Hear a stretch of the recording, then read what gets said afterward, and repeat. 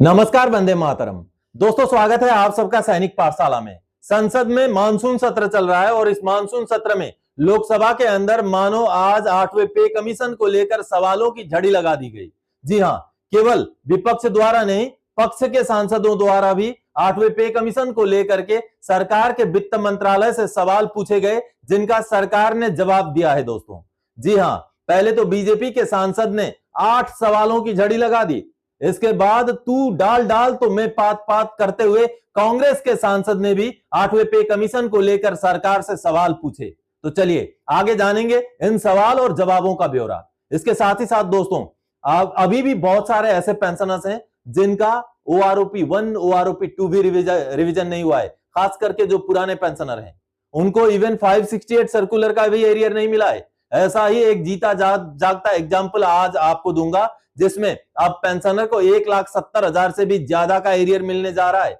जी हां दोस्तों, हम सोचते हैं कि स्पर्श में बहुत सारी गड़बड़ियां हैं, लेकिन अगर हम सही मायने में सोचें तो CPPC के समय में, DPDO के समय में पता नहीं ऐसे कितनी गड़बड़ियां हुई हैं जो आज तक उजागर ही नहीं हुई हैं।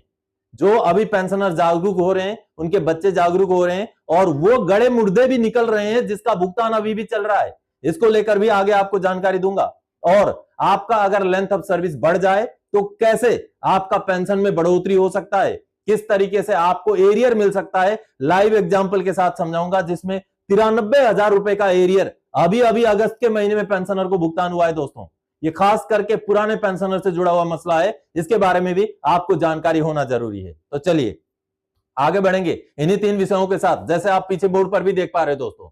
तो दोस्तों, आगे बढ़ने से पहले हमेशा की तरह, अगर सैनिक पाठशाला चैनल का वीडियो आप पहली बार देख रहे हैं या तो अभी तक चैनल को सब्सक्राइब नहीं किया है, क्योंकि ये सामने के आंकड़े देखिए, अभी भी ऐसे व्यूअर्स पाए गए हैं जो चैनल के वीडियोस तो देखते हैं लेकिन चैनल के सब्सक्राइबर नहीं है। तो ऐसे में फटाफट से पहले इस वीडियो को यहीं पॉज कीजिए, चैनल को सब्सक्राइब कीजिए, उसके आगे वीडियोस देखना कंटिन्यू रखें ताकि आपको वीडियोस के नोटिफिकेशन मिलते रहें, आपको इंफॉर्मेशन पाने से कोई भी दिक्कत ना हो।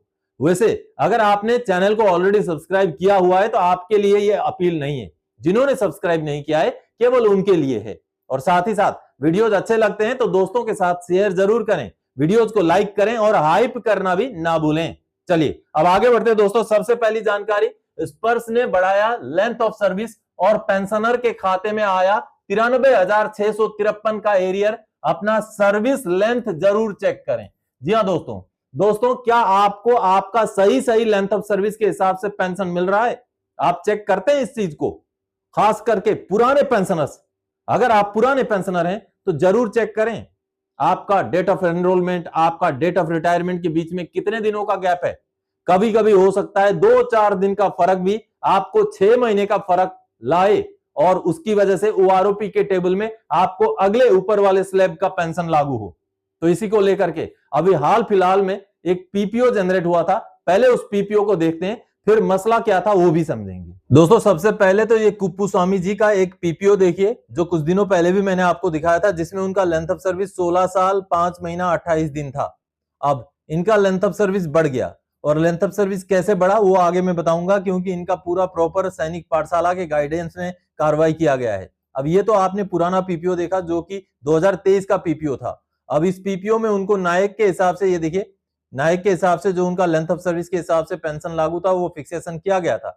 OROP का रेट का 16 साल 16.5 साल लेंथ ऑफ सर्विस के हिसाब से करेक्ट पेंशन था। लेकिन इनका लेंथ ऑफ सर्विस कैसे बढ़ोतरी हुआ वो आगे मैं समझाऊंगा आपको। उसके बाद जो PPO अभी निकला वो PPO पहले देखते हैं। चलिए दोस्तों, ये उनका अभी जो PPO जनरेट हुआ कुप्पुस्वामी जी का, वो PPO है। नायक रैंक से रिटायर थे। अब इस PPO में उनका जो लेंथ ऑफ सर्विस है 18 साल 7 महीना 2 दिन कर दिया गया, जबकि उनका पिछला PPO में 16 साल 5 महीना था। और ये जो PPO निकला है ये अभी निकला है, 28 जुलाई 2026 को निकला है। अब इस PPO में उनका करंट लेंथ ऑफ सर्विस के हिसाब से पेंशन रिवाइज किया गया। ये देखिए, पूरा पेंशन रिवाइज हो गया। अब इस पेंशन के रिवीजन होने के बाद उनके खाते में 93,000 से भी ज्यादा का एरियर आ चुका है। जी हाँ दोस्तों, लेकिन ये लेंथ ऑफ सर्विस इनका कैसे रिवाइज हुआ, कैसे इनके लेंथ ऑफ सर्विस में 2 साल से भी ज्यादा का सर्विस प्लस हो गया, वो चीजें आगे मैं समझाऊंगा। क्योंकि प्रॉपर सैनिक पाठशाला के गाइडेंस में पेंशनर ने कार्रवाई किया था, बकायदा उनको पूरा डिटेल्स लिख करके भेजा गया था, जिसके बाद अब ये कार्रवाई होता है और उनका नया पीपीओ निकलता है, जिसका एरियर का भी उनको भुगतान हो जाता है दोस्तों। तो अभी आपने पीपीओ में देखा लगभग 2 साल का लेंथ ऑफ सर्विस पेंशनर का बढ़ गया। अब पेंशनर को किस तरीके से गाइड किया गया था और किस तरीके से अब उनको 93,000 से भी ज्यादा का एरियर मिल चुका है, इसका थोड़ा सा उनके साथ जो व्हाट्सएप में मेरी बातचीत हुई थी पिछले कुछ दिनों से, वो मेरे साथ जुड़े हुए थे, उसका आप थोड़ा सा रिकॉर्डिंग सुन लीजिए। देखिए दोस्तों, ये जो पेंशनर थे इनका कम लेंथ ऑफ सर्विस लेकर के इनका पेंशन फिक्स किया गया था। नायक कुप्पुस्वामी जी जो मेरे संपर्क में आए थे सैनिक पाठशाला से जुड़ने के बाद उनको गाइड किया गया था। ये 19 मई के डेट का आप यहाँ पर मैसेजिंग देख पा रहे हैं। 19 मई को उनको गाइड किया गया था और ये पूरा अंग्रेजी बना के भेजा गया था कि कैसे क्या लिख के उन्होंने ग्रीवेंस डालना है। इसी अंग्रेजी को उन्होंने कॉपी किया और C-Pen ग्राम्स में ले जा करके पेस्ट कर दिया और आगे जा करके उनका प्रोसेस चला और उनका अभी सारा कुछ रिवाइज होकर के आ गया। अब देखिए यहाँ पर जो भी लिखना है वो पूरा लिख करके बना के भेज दिया गया था सैनिक पाठशाला की तरफ से। और यहाँ पर देखिए ये पूरा राइटअप आप देखिए, सब कुछ जब बना के भेजा गया तो आखिर में अब उनका सारा कुछ प्रोसेस हो करके उनको एरियर भी मिल चुका है और पेंशनर का एक वीडियो संदेश भी है, उसको भी सुनेंगे हम। चलिए, अब सबसे पहले तो उनको जो एरियर मिला ये देखिए, नीचे आप देख पा रहे हैं ये एरियर 93,653 रुपये का एरियर उनको मिला है और ये एरियर मिला दोस्तों 3 अगस्त 2026 के डेट में। देखिए अब पेंशनर का जो वीडियो संदेश है ये ऊपर, उसको सुन लीजिए आप। मैं एक्स नायक कुप्पुस्वामी मद्रास इंजीनियरिंग ग्रुप का पेंशनर हूँ। मेरे को पेंशन कम मिल रहा था। मैं सैनिक पाठशाला वीडियो देख के उनके साथ संपर्क किया। साहब ने मेरे को गाइड किया ग्रीवेंस डालने के लिए। कैसा साहब ग्रीवेंस डालने के लिए बोला, वैसा मैं ग्रीवेंस भेजा। भेजने के बाद मेरे को 93,000 अरियर मिला।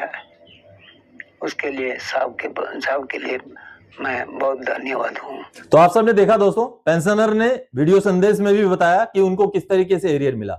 अब इनका मसला था दोस्तों कि उन्होंने फौज में सिपाही के रूप में ज्वाइन करने से पहले बॉयज की सर्विस थी।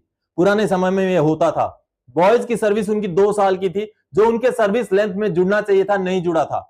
तो वो सर्विस लेंथ जब जोड़ा गया, जब उसी हिसाब से हमने ग्रीवेंस प्रोसेस करवाया, तब जाकर के उनका बॉयज का सर्विस जुड़ने की वजह से 2 साल का लेंथ ऑफ सर्विस में फायदा हुआ और उनका लेंथ ऑफ सर्विस बढ़ने की वजह से वर्तमान का पेंशन में भी इजाफा हुआ और उनको 93,000 रुपए का एरियर भी मिला।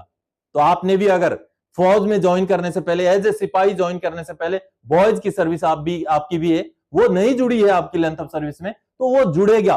वो जुड़ना जरूरी है क्योंकि वो आपका सर्विस में ही काउंट होता है। तो ऐसा अगर केस है तो आप भी जरूर केस प्रोसेस करें, आपका भी लेंथ ऑफ सर्विस बढ़ सकता है और आपको भी बढ़े हुए लेंथ ऑफ सर्विस के हिसाब से पेंशन लागू हो सकता है। इसके साथ ही साथ आपका डेट ऑफ एनरोलमेंट और डेट ऑफ डिस्चार्ज के हिसाब से कितना लेंथ ऑफ सर्विस बन रहा है वो भी आप अपने पीपीओ में जरूर चेक करें दोस्तों।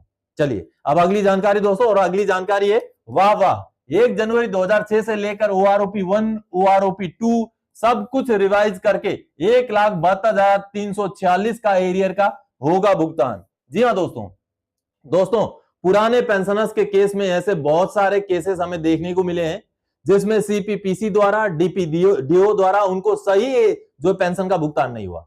उनको 568 सर्कुलर का एरियर मिलना था, नहीं मिला। किसी को 631 का मिलना था, नहीं मिला। किसी का OROP 1 ही रिवाइज नहीं हुआ, किसी का OROP 2 भी रिवाइज नहीं हुआ। तो ऐसे बहुत सारे केसेस आज भी निकल के आ रहे हैं दोस्तों, जिनमें पेंशनर्स जागरूक हो रहे हैं, उनके बच्चे जागरूक हो रहे हैं, उनमें केसेस अभी निकल के आ रहे हैं, कार्रवाइयां भी हो रही हैं। लेकिन जिसमें पेंशनर्स आज मान लो है ही नहीं, पेंशनर्स की कब की मृत्यु हो चुकी है, तो वैसे केसेस में तो वो सारे के सारे पैसे सरकारी खाते में रह गया। और साथ ही साथ जिनके पेंशनर जागरूक नहीं है, खुद भी कुछ जानकारी नहीं रखते हैं या उनके बच्चे भी जागरूक नहीं है, उनके केसेस में भी उनके पैसे भी सरकारी खाते में पड़ा हुआ है। लेकिन जो जागरूक हैं उनके केस में अभी भी कार्रवाइयां हो रही हैं। चलिए लेटर दिखा के आपको समझाऊंगा दोस्तों। ये सेंट्रल बैंक ऑफ इंडिया के CPPC द्वारा जारी किया गया 3 अगस्त 2026 का एक नॉन पेमेंट सर्टिफिकेट देख पा रहे हैं।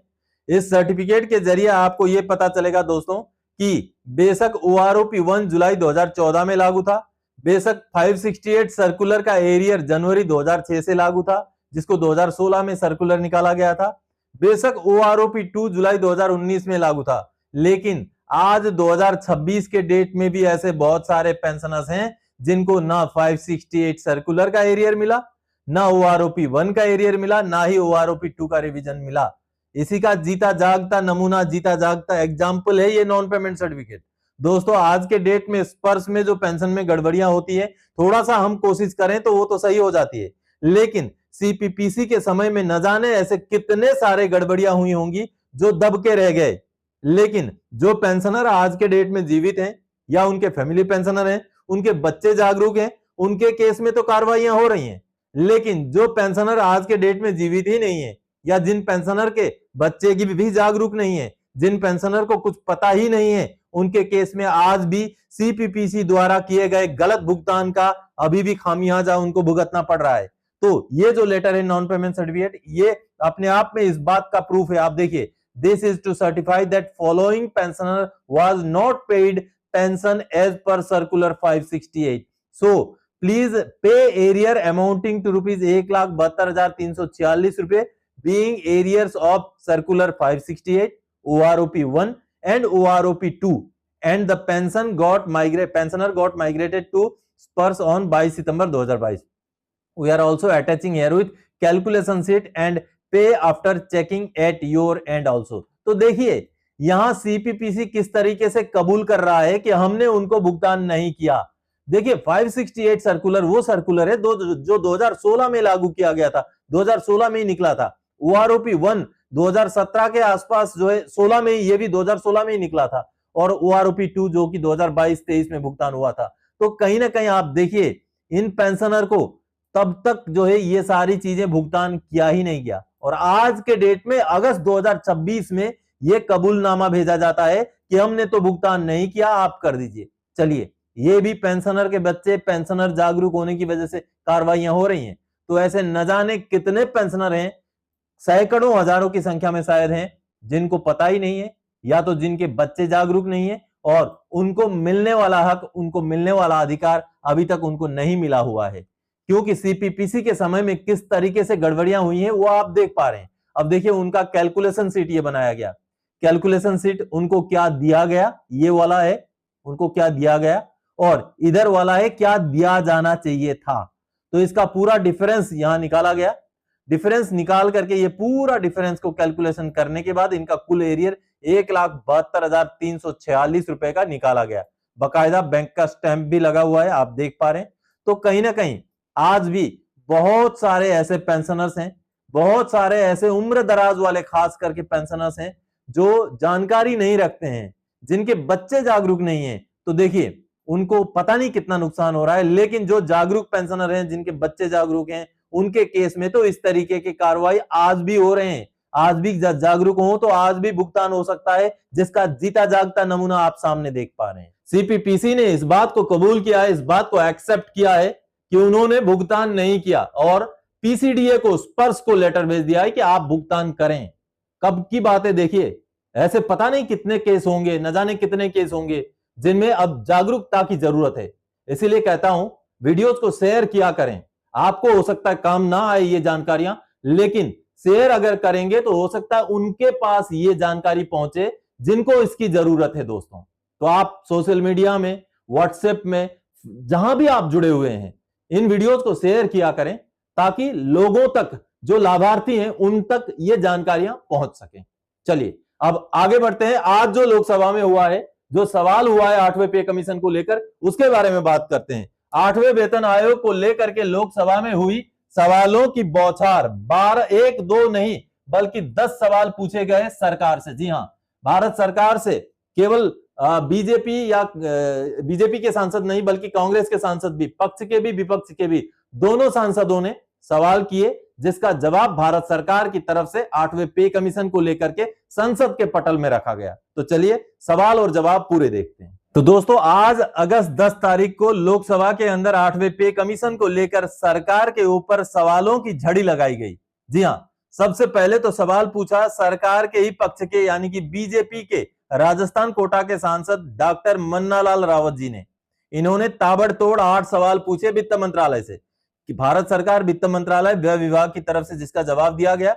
और सवाल जो पूछे गए मन्नालाल या रावत जी के द्वारा वो क्या थे? क्या वित्त मंत्री यह बताने की कृपा करेंगे कि क्या सरकार ने 8वें केंद्रीय वेतन आयोग के गठन के लिए स्वीकृति प्रदान की है? अगला सवाल, यदि हां तो आयोग के गठन की तिथि तथा इसके अध्यक्ष एवं सदस्यों का ब्यौरा क्या है? तीसरा सवाल, आयोग द्वारा अपना प्रतिवेदन प्रस्तुत करने के लिए निर्धारित समय सीमा क्या है? चौथा सवाल, आयोग की सिफारिशों को किस तिथि से लागू किए जाने का प्रस्ताव है? पांचवा सवाल, इससे लाभान्वित होने वाले केंद्र सरकार के कर्मचारियों और पेंशन भोगियों की राज्यवार अनुमानित संख्या कितनी है? छठा सवाल, वेतन संशोधन, महंगाई भत्ते, अन्य भत्तों, पेंशन, परिवार पेंशन और सेवा शर्तों से संबंधित आयोग के विचारार्थ विषयों में शामिल विषयों का ब्यौरा क्या है? सातवां सवाल, क्या सरकार कर्मचारियों और पेंशन भोगियों के हित में अतिरिक्त कल्याणकारी प्रावधानों पर भी विचार कर रही है, और यदि हां तो तत्संबंधी ब्यौरा क्या है? और आठवां और आखिरी सवाल, क्या सरकार का आयोग की सिफारिशों के कार्यान्वयन के बाद इसी प्रकार की व्यवस्था अपनाने के लिए राज्यों को कोई परामर्श दिशा निर्देश जारी करने का विचार है, और यदि हां तो तत्संबंधी ब्यौरा क्या है? ये तो लोकसभा के अंदर बीजेपी के सांसद के सवाल हैं। इसके आगे और सवाल कांग्रेस के सांसद ने भी पूछे। तो चलिए अब इन सवालों का सरकार ने क्या जवाब दिया है। उत्तर में वित्त राज्य मंत्री पंकज चौधरी जी ने जवाब दिया है, क से लेकर क और ख का जवाब दिया है। सरकार द्वारा दिनांक 3 नवंबर 2025 के संकल्प के माध्यम से 8वें केंद्रीय वेतन आयोग का गठन कर दिया गया है, जिसमें निम्नलिखित शामिल हैं। अध्यक्ष श्रीमती न्यायमूर्ति रंजना प्रकाश देसाई, सदस्य अंशकालिक प्रोफेसर पुलक घोष और सदस्य सचिव श्री पंकज जैन। अगला सवाल का जवाब, आयोग अपने गठन की तिथि से 18 माह के भीतर अपनी सिफारिशें प्रस्तुत करेगा। अब अगले सवाल घ, छ और ज के लिए, 8वें केंद्रीय वेतन आयोग ने अभी तक सरकार को अपनी सिफारिशें प्रस्तुत नहीं की हैं। अगला सवाल का जवाब, केंद्र सरकार के सिविल कर्मचारियों की अनुमानिक संख्या लगभग 35.77 लाख यानी कि 35,77,000 1 मार्च 2026 तक का यह आंकड़ा है, तथा रक्षा पेंशन भोगियों को छोड़ करके पेंशन भोगियों, परिवार पेंशन भोगियों की संख्या लगभग 33.76 लाख, जो कि 31 दिसंबर 2025 तक का ये आंकड़ा है। यहां पर डिफेंस के पेंशनर को इंक्लूड करके ये आंकड़ा नहीं दिया गया है। डिफेंस के पेंशनर लगभग और इतने ही हैं, तो इसलिए यहां पर ये सिविलियन के ही पेंशनर का आंकड़ा दिया गया है। अगला जवाब, दिनांक 3 नवंबर 2025 के संकल्प के माध्यम से अधिसूचित 8वें केंद्रीय वेतन आयोग के विचारार्थ विषय अनुबंध 1 में संलग्न है, यानी कि यहां पर जो ये देखिए टर्म्स ऑफ रेफरेंसेस को भी यहां पर अटैच कर दिया गया। लेकिन टू द पॉइंट जो सवाल थे कि कितना जो है कब तक लागू करेगी सरकार, और जो वेलफेयर स्कीम्स और क्या क्या हैं, महंगाई भत्ते के बारे में, अन्य भत्तों के बारे में, पेंशन, पारिवारिक पेंशन के बारे में जो सवाल था, जिसका कोई एड्रेस नहीं किया गया, जिसको एड्रेस नहीं किया गया, और एक लगभग अगर हम मान लें तो गोलमोल जवाब दिया गया। केवल यहां पर केंद्र सरकार के कर्मचारियों और पेंशनर्स की संख्या को दर्शाया गया, वो भी डिफेंस पेंशनर को इंक्लूड किए बगैर ही। तो ये तो रहा एक सवाल जो एक सांसद ने, बीजेपी के सांसद ने पूछा था, उसका जवाब वित्त मंत्रालय का। चलिए अब आज ही तू डाल तो मैं पात करते हुए कांग्रेस के सांसद ने भी सवाल पूछे थे। उन सवालों में क्या सवाल थे और जवाब क्या दिया गया उसको देखते हैं। अब ये 10 अगस्त को ही लोकसभा के अंदर वरुण चौधरी जी ने ये सवाल पूछे 8वें पे कमीशन को लेकर, 8वें केंद्रीय वेतन आयोग की सिफारिशों का कार्यान्वयन, जिसका हेडिंग है, जो कि हरियाणा के कांग्रेस कोटे के सांसद हैं। इन्होंने जो सवाल पूछे, आप ये सवाल देखिए। श्री वरुण चौधरी, क्या वित्त मंत्री यह बताने की कृपा करेंगे कि 8वें केंद्रीय वेतन आयोग यानी सीपीसी द्वारा अपने गठन के पश्चात से अब तक कुल कितनी बैठकें आयोजित की गई हैं, और क्या सरकार ने वेतन और पेंशन के अगले संशोधन की नियम तिथि 1 जनवरी 2026 को ध्यान में रखते हुए 8वें केंद्रीय वेतन आयोग की सिफारिशों के कार्यान्वयन की संभावित तिथि और केंद्रीय सरकारी कर्मचारियों तथा पेंशन भोगियों के वेतन और पेंशन में संशोधन के लिए अपनाए जाने वाले प्रस्तावित फिटमेंट फैक्टर को अंतरिम रूप दे दिया है। सवाल टू द पॉइंट है। अब जवाब सरकार ने क्या दिया है वो जानेंगे। कुल मिलाकर के 10 सवाल, पहले वाले सांसद ने 8 सवाल पूछे, इन सांसद ने 2 सवाल पूछे। अब देखिए इसका उत्तर में सेम वित्त राज्य मंत्री पंकज चौधरी जी ने उत्तर दिया, और उत्तर में क्या कहा, क के लिए 8वें केंद्रीय वेतन आयोग के गठन के लिए सरकार द्वारा दिनांक 3 नवंबर 2025 को अधिसूचित संकल्प के में यह उल्लेख नहीं किया गया है कि आयोग अपनी विवेचना की अवधि के दौरान अपनी परामर्श की प्रक्रिया के संबंध में सरकार को अवगत कराता रहेगा। और दूसरा जवाब, 8वें वेतन आयोग ने अभी तक सरकार को अपनी सिफारिशें प्रस्तुत नहीं की हैं। तो अगर टर्म्स ऑफ रेफरेंसेस में ये नहीं लिखा है कि सरकार को बीच बीच में प्रोग्रेस देना है, तो अभी प्रोग्रेस मांग लीजिए। जब संसद में बार बार 8वें पे कमीशन को लेकर सवाल हो रहे हैं, तो सरकार 8वें पे कमीशन से अभी तक का प्रोग्रेस लेकर के संसद के पटल में रख क्यों नहीं रही? इसको रखने में क्या दिक्कत आ रही है? कहीं ना कहीं ये गोलमोल जवाब दे करके सरकार पूछे गए सवालों से पल्ला झाड़ने की कोशिश कर रही है। इन जवाबों से वही दिखाई देता है। दोस्तों, सवाल तो बिल्कुल सही किए गए थे, लेकिन जवाब में कमजोरी रह गई। सरकार ने जो सवाल किए गए उनका तो जवाब दिया ही नहीं, बल्कि गोलमोल करके केवल टर्म्स ऑफ रेफरेंसेस में ला करके बात रख दिया। अगर टर्म्स ऑफ रेफरेंसेस में ऐसा कोई प्रावधान नहीं रखा गया है कि मिड टर्म में अगर सरकार को अपडेट देना है, तो आप तो सरकार हैं, आप पे कमीशन आपके अधीन है, पे कमीशन आपके नीचे है, सरकार के नीचे है, सरकार ने बनाया है। सरकार कभी भी चाहे पे कमीशन से इंफॉर्मेशन मांग सकती है। कितने मीटिंग्स अभी तक हुई, कहां तक रिकमेंडेशन बन गया, कितने रिकमेंडेशंस बन गए, कितनी और काम बचा हुआ, ये सारा इंफॉर्मेशन सरकार पे कमीशन से ले सकती है, लेकर के संसद में दे सकती है। ये काम करे सरकार, क्योंकि बार बार सवाल हो रहा है, काम के सवाल हो रहे हैं, और जवाब अगर गोलमोल आएगा तो कहीं ना कहीं बड़े सवाल भी खड़े होंगे। तो सरकार से हमारी गुजारिश है कि पे कमीशन से लेटेस्ट जो अपडेट है वो लिया जाए और संसद के पटल में रखा जाए या कर्मचारियों और पेंशनर्स के बीच में रखा जाए, ताकि पता चल सके कि अंदर क्या चल रहा है, पे कमीशन की गाड़ी कहां तक पहुंची है, ताकि पता चल सके। तो दोस्तों, आप भी अगर मानते हैं कि मैं जो बोल रहा हूं सही है, तो जरूर वीडियो को शेयर कीजिएगा। आज के इस वीडियो में इन्हीं जानकारियों के साथ आया था। आने वाले समय में और कोई जानकारीदायक आपसे सरोकार रखने वाला विषय लेके मैं फिर से हाजिर हो जाऊंगा। तब तक के लिए जय हिंद दोस्तों।